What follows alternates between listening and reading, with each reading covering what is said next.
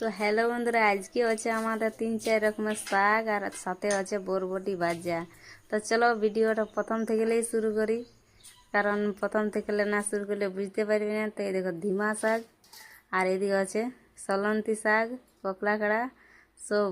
তো আজকে আছে আমাদের অনেক রকমের শাক। তো এই দেখো আমি এটা পুরাতে লাগিয়েছি, পুরাইকে ভর্তা করছি। এই দেখো কাঁচা তেল দিছি, কাঁচা তেল দিয়ে ভর্তা করছি। এটা হচ্ছে ধিমা শাক, কারণ ধিমা শাকটা আমি প্রত্যেক দিন ভাজাই করি, আলু মেশা কি পেঁয়াজ মেশা।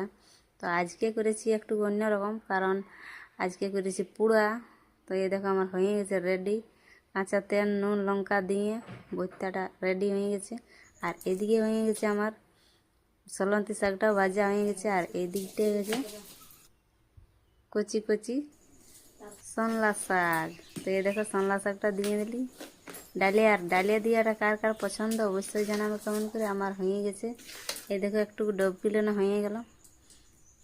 আর এই দেখো সবগুলো আমার রেডি হয়ে গেছে, কমপ্লিট রান্না। আজকের রান্না এটাই আমাদের শাক সবজি, সবজি বলতে বরবটি।